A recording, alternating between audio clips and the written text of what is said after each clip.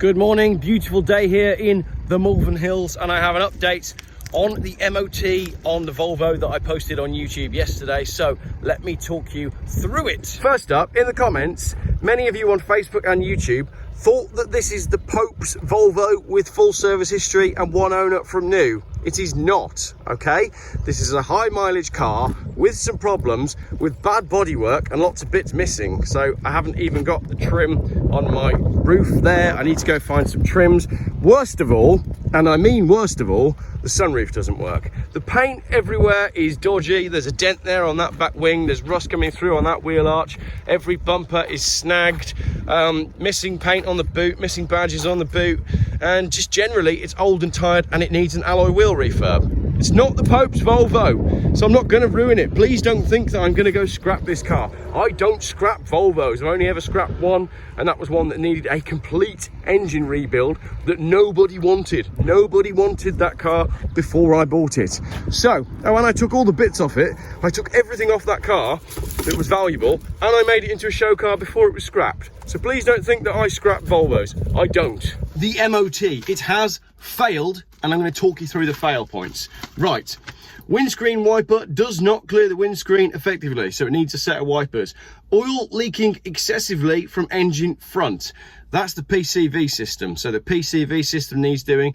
If you know how much that costs or how much time is involved in doing that, let me know in the comments. For the MOT, all I need to do is clean the engine and make it look like it's not leaking too badly. But I say again, this is not the Pope's one owner from new immaculate Volvo. It has a pretty impressive oil leak on top of all the other cosmetic issues, on top of the fact that it's only really got half an interior.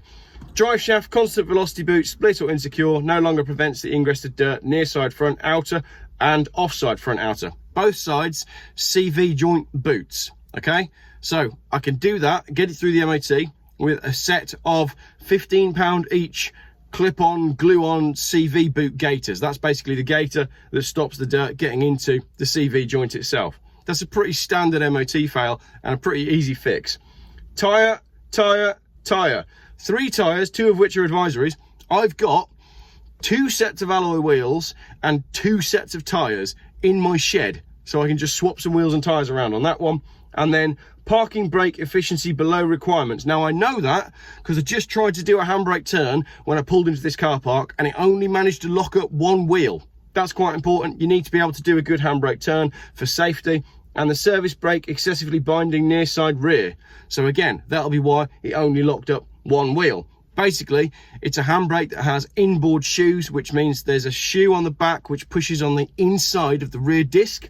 So I need to rebuild that basically. So I'm going to order all the parts. I'm pretty confident as well I've got a set of disc and pads in my shed. So in theory, the MOT on this car is going to involve some new wipers, a bit of pressure washing, a bit of getting underneath it to clean it, and then a little bit of getting underneath it to fit the CV boots, swapping the wheels and tyres, and having the garage rebuild the handbrake.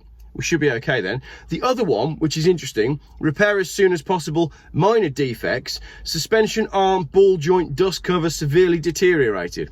I've done these on these Volvo 850s numerous times. If you buy an aftermarket part, basically what it is, it's the dust cover on the ball joint, but it comes as part of the arm.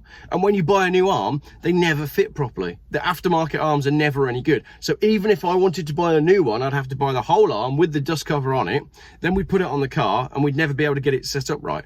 I bought one once and it came back to me and ended up going in the skip because the aftermarket part was that bad. The garage even said to me I could go ahead and just replace the dust cover and it'll end up being advised exactly as it has been there because it'll never be fitted quite right. So there we go, relatively straightforward MOT, quite a quick video, update video, lots of comments on YouTube and Facebook on what I'm going to do with this car next. I'm not going to scrap it. I don't scrap Volvos, so please don't think that this car is going to go to waste, but also don't think that it is, as I've said a million times, it's not the Pope's Volvo. There's loads of bits on it. And I'm sure when I start putting the interior back in, I'm going to find more reasons to tell you that it's not the Pope's Volvo. I will do something very cool with it. I was toying with the idea of doing the Subaru Impreza wrap, and I photoshopped that last night. And I thought it looked pretty good. Let me know in the comments what you think. Am I going to end up doing it as a Subaru? I don't know. Is it going to have an MOT on it and will it be saved? Yes, it's going to have an MOT next Wednesday. It's going to be retested. So I've got a week to sort out all of those things. And after that, we're going to see what we can do. But I am going to go see Russell, the vinyl man, tomorrow, just to discuss some ideas, just in case I do decide to do something that involves, I don't know, stickers. Right, thank you for watching my video, and thank you to everyone who got in touch offering to buy the gold Volvo. It is not sold quite yet. Lots more videos coming later this week, and quite a lot of videos on Jaguar, Land Rover. And funnily enough, I've got to go because I've got to get to my train. I'm off to buy a Jag. Shit, I've forgotten my wallet.